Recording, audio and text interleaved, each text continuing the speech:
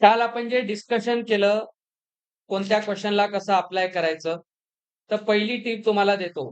Figure दिली असेल तर गुड, दिली नसेल तर इन्फॉर्मेशन वरून तयार करा. कोणता डेटा दिलेला आहे पहा. त्याच्यावरून कोणता रेशो यूज करायचा आहे ते पहा. एलिव्हेशन अँगल कसा घेतात ते काल सांगितलं. डिप्रेशन अँगलमध्ये अल्टरनेट इंटेरियर अँगल्स आपण लावतो. ते कंपल्सरी असतं. फिगर काढणं एक चांगली गोष्ट असणार आहे या चॅप्टरमध्ये. तर तुम्हाला एक्झाममध्ये याचा कोणताही क्वेश्चन आला, तर माझी फर्स्ट ॲडवाइस आहे, फिगर कंपल्सरी काढा. ठीक आहे? म्हणजे तुम्हाला ते जास्त ईझी जाईल. आता हे 2 क्वेशन्स करा. यामध्ये सरळ आपल्याला जी माहिती दिली आहे. बघा, हायपोटेन्यूज माहिती आहे, ऑपोजिट काढायचं आहे. Height of the cone. तर इथे तुम्ही परीक्षेत लिहाल in triangle ABC angle ACB 30 degree. हे फक्त पहिला क्वेश्चन आहे म्हणून सांगतो. ABC 90 degree. आपल्याला ऑपोजिट काढायचे, हायपोटेन्यूज माहिती आहे. तर साइन रेशो इथं काम करतो. साइन नाही काढू शकता, कोसिक नाही काढू शकता. पण बेटर आपला स्टँडर्ड अँगल घ्यायचा. साइन 30. साइन 30 असतो AB इज टू AC. ही व्हॅल्यू हाफ असते. AB आपल्याला फाइंड आउट करायचं आहे. AC आहे 20. तर AB ची व्हॅल्यू येते 20/2 10 मीटर. हा झाला पहिला क्वेश्चन. सेकंड मध्ये आपल्याला सांगितलेला आहे खालचा कॉन्सेप्ट. जमिनीवर एक झाड, ते म्हटलेलं आहे स्टॉर्ममुळे त्याचा ब्रोकन पार्ट, त्याचा टॉप जमिनीवर टेकतो आणि 30 डिग्रीचा अँगल करतो. समजा तो इथून तुटला, तर याचा जो एवढा पोर्शन आहे, तोच पोर्शन असा खाली येईल आणि तो इथे जमिनीवर येऊन पडेल. हे दोघं सेम असणार. तर याच्यामध्ये मी कालच तुम्हाला सांगितलं होतं, हा अनब्रोकन आणि हा ब्रोकन पार्ट असतो. सरळ काढण्यासाठी याची लेंथ काढण्याच्या ऐवजी ही लेंथ काढा. लेंथ फिक्स आहे. याने जमिनीसोबत केलेला अँगल दिलेला आहे 30 डिग्री. आणि इथे तुम्हाला दिलेला आहे जमिनीला जिथे तो टेकतो ते डिस्टन्स 8 मीटर आहे. तर तुम्हाला total height of the tree विचार, तर याला एक्स आणि याला वाय म्हणा. अनब्रोकन आणि ब्रोकन पार्ट काढूया आपण. आपण लेट्स से पहिल्यांदा अनब्रोकन पार्ट काढू. अनब्रोकन पार्ट साठी आपण ट्रायंगल मध्ये बघा ऑपोजिट काढायचे, ऍडजस्टंट दिले. तर tan 30 लावा. tan 30 असेल x/8. हा असतो 1/√3. तर इथून x ची व्हॅल्यू येते 8/√3. मी तुम्हाला काल म्हणलं घाई करायची नाही, रॅशनलाइज करायची. फायनल आन्सर मध्ये करा. याच्यानंतर असेल ब्रोकन पार्ट. ब्रोकन पार्ट मध्ये पण पहा, ऍडजस्टंट माहिती आहे, हायपोटेन्यूज काढायची आहे. तर इथे आपण cos 30 लावू. cos 30 adjacent to hypotenuse. Ratio बरोबर घ्या. sin 30 cos 30 असतो √3/2. तर इथून y येतो 16/√3. आपल्याला टोटल हाईट काढायची आहे. Total height of tree. तर अनब्रोकन पार्ट आणि ब्रोकन पार्ट सेम बेस असल्यामुळे 24/√3 करा. त्याला रॅशनलाइज करा. खालचा 3 त्याला डिवाइड करून 8 करतो. तर 8√3 मीटर इथं टोटल हाईट. एक कॉन्ट्रॅक्टर 2 स्लाइड उभ्या करायला सोडतो मुलांसाठी पार्क मध्ये खेळायला. For the children below the age of 5 years, he prefers to have a slide whose top is at height of 1.5 metre. म्हणजे लहान 5 वर्षापेक्षा कमी एजच्या मुलांसाठी जी हाईट आहे स्लाइडची टॉप साठी, ती 1.5 मीटर आणि ती जमिनीशी झालेला अँगल 30 डिग्री. एल्डर चिल्ड्रन जे आहेत, हे बेटा इकडे बघा, थोडं डिस्कनेक्टेड राहू नका. जे एल्डर चिल्ड्रन आहेत, थोडे वयाने मोठे, त्यांच्यासाठी हाईट 3 मीटर असली पाहिजे आणि इन्क्लाइंड अँगल 60 डिग्री असला पाहिजे. तर दोन्ही केसमध्ये स्लाइडच्या हाईट किती असल्या, लेंथ किती असल्या पाहिजे. हाईट तर ऑलरेडी दिलेले आहे, तर लेंथ काढायच्या दोन्ही केसमध्ये. दोघांचे डिफरंट डिफरंट आन्सर आहे, ट्राय करा. चल आपण इथे या 2 टाईपच्या स्लाइड्स घेऊ. हे बेटा इकडे पाहता. पहिल्याची हाईट पाहिजे 1.5 मीटर आणि त्याचा इन्क्लिनेशन अँगल 30 डिग्री. दुसऱ्याची height 3 metre, inclination angle 60 degree. काही अति महाभाग असतात. 30चं 60 झालं आणि 1.5चं 3 झालं तर सेम आन्सर म्हणतील, कारण दोन्ही डबल डबल झालं. असं लावतात काही जण डोकं, पण ते अँगल आहे. अँगल डबल झाल्यावर तसं होत नाही. तर या केसमध्ये तुम्हाला इथे एक्स आणि हे वाय काढायचंय समजा. तर इथे आपण लावू साइन 30. का बरं? ऑपोजिट दिलंय, हायपोटेन्यूज काढायचा आहे.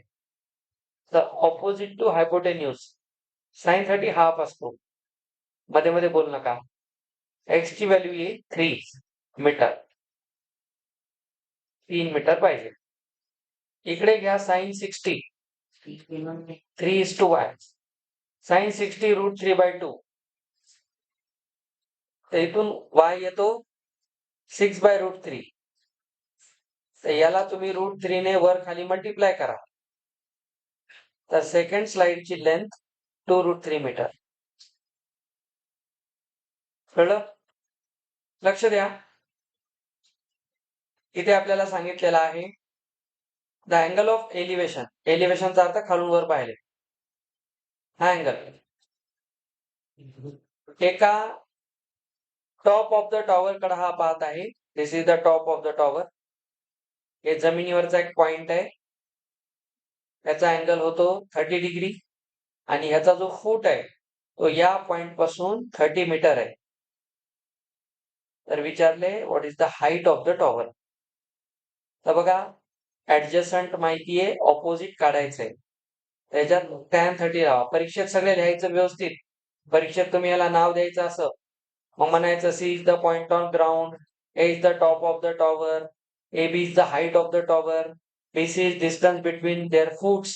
असं सगळं लिहायचंय. डेटा लिहायचा आहे गिवन. नाही तर डायरेक्ट असं करताल आणि पुन्हा सरनं सांगितलं म्हणताल. तर इथं हाईट काढायची आहे आणि बेस 30 आहे. तर कोण बोलायला तिकडं? श्रीनिवास, तूच बोलायला का? बोल नको मग.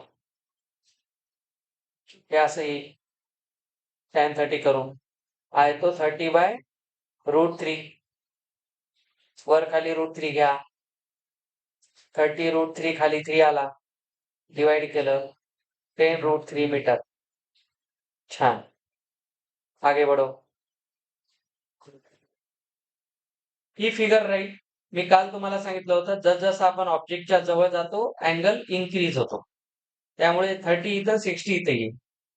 आपल्याला विचारलेले टुवर्ड्स द बिल्डिंग चाललेलं अंतर सांगा, म्हणजे एवढंच काढायचंय. पण इतकं काढण्यासाठी आपल्याला ह्याला काहीतरी अज्युम करावं लागते. कारण आपल्याला राईट अँगल ट्रायंगल हा तर नाहीये ना एवढा. तर हा पूर्ण ट्रायंगल घ्यायचा तर ही लेंथ घ्यावी लागेल. याला y म्हणा. हाईट काढताना या मुलाची हाईट आहे. आपण फक्त बिल्डिंगची हाईट कोणती घेणार? इफेक्टिव्ह हाईट, जी याच्या डोळ्याच्या लेवलला आहे, तीच हाईट गृहीत धरणार. ही हाईट धरून उपयोग नाही, कारण त्याच्यात मुलाची हाईट इन्क्लुडेड आहे. म्हणून आपण h ला 30 - 1.5 करतो. याला डेसिमल घेऊन करण्यापेक्षा आम्ही फ्रॅक्शन मध्ये केलं. बाकी काही फरक नाही. तुम्ही याला डेसिमल मध्ये केलं असेल तर इथे एक तुम्हाला लिबर्टी आहे, तुम्ही चेंज करू शकता. ठीक आहे. आता इथे थोडंसं लक्ष द्या. आपल्याला जर x काढायचं तर आधी मोठा राईट अँगल ट्रायंगल tan 30 घ्या, कारण ऑपोजिट माहिती आहे, ऍडजस्टंट काढायचंय. तर tan 30 ला h/x + y करा, कारण हे दोन्ही ऍड होतील. tan 30 1/√3 h/x + y. h आला 57/2. हा 57/2 मी इथे ठेवतो. बघा 1/√3 57, 2 खाली येतो ना याच्यासोबत आणि तो झाला x + y. तर 2 टाइम्स x + y झाला 57√3. तर इथे 2 डिवाइड केला, x + y is equal to something. हे आलं पहिलं इक्वेशन. सेकंड इक्वेशन या छोट्या राईट अँगल ट्रायंगलचं घ्या. tan 60 h/y. h आपण काढलेला आहे हा y. tan 60 असतो √3. क्रॉस मल्टिप्लायने इथून y मिळतो 57 टू √3. ही व्हॅल्यू उचलून आपल्याला इथे इक्वेशन मध्ये ठेवायची. मी ते 2 इक्वेशन परत लिहिले. तर y ची ही व्हॅल्यू उचला आणि इक्वेशन यामध्ये ठेवून द्या. तर बघा इथे ठेवली ती व्हॅल्यू. आता याला इकडे पाठवलं. मी कॅल्क्युलेशन काय केलं त्याच्याकडे लक्ष द्या. याला इकडे पाठवल्यानंतर खूप जण याला सॉल्व्ह करत बसतील क्रॉस मल्टिप्लाय करून. त्या फंद्यात पडू नका. ऑब्झर्वेशन करा. 57/2 दोन्हीकडे कॉमन आहे. तर मी थोडं सोपं केलं त्याला कॅल्क्युलेशन मध्ये. याला बाहेर काढा. तर इथून √3 राहतो, इथून 1/√3 राहतो. मग इथे क्रॉस प्रोडक्ट घ्या. 3 - 1/√3 हा 2 होतो, या 2 सोबत कॅन्सल होतो. तर 57/√3 रॅशनलाइज करा. 19√3 येते.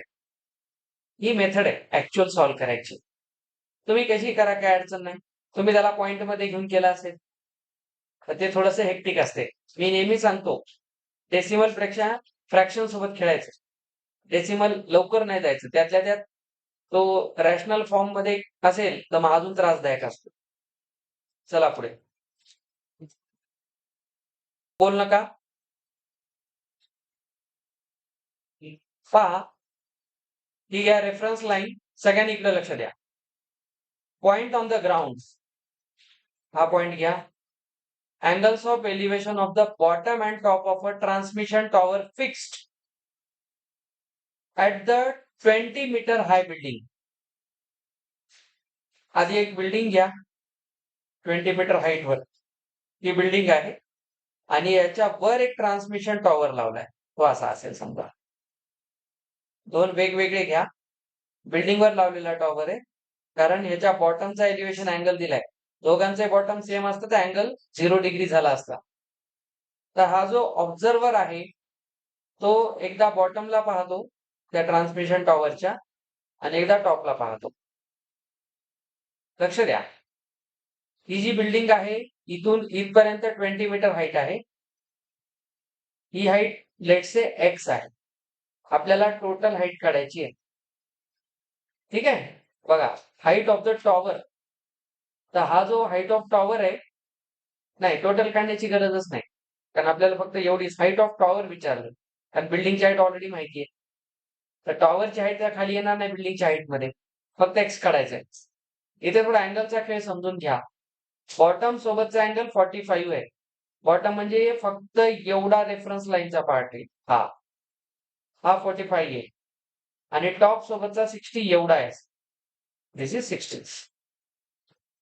ठीक आहे. तर तुम्हाला जर यामध्ये हे पूर्ण काढायचं असेल तर आधी हा बेस काढून घेऊ आपण. तर पहिला छोटा ट्रायंगल घ्या, त्याच्यामध्ये tan 45 घ्या. कारण ऑपोजिट माहिती ऍडजस्टंट काढायचंय. सगळ्यांचं लक्ष इकडे पाहिजे. तर हा बेस बी माना. तर tan 45 असतो 1 बाय बी. तर जो बेस आहे तो 20 मीटर असेल. हा 20 झाला. ऑब्वियस आहे 45 डिग्री म्हणजे हा पण 45 असतो. हा आयसोसिलस ट्रायंगल बनतो, त्याच्याच दोन साइड सेम असतात. जॉमेट्री आहे. आता बघा 45 45 90चा थेरम इथे लागतो. आता हे झालं बेस. हा आला. हे का काढलं सर? हे काढायचं होतं. मोठा ट्रायंगल घेतल्यावर हे लागणारच आहे. दोन दोन व्हेरिएबल घेऊन कुठं जाणार? आता घ्या मोठ्या ट्रायंगल मध्ये tan 60. tan 60 मध्ये ऑपोजिट कोण आहे? x + 20 आहे. दिसतं? पूर्ण ट्रायंगल आहे आणि बेस बघा आता आपण काढलाय 20.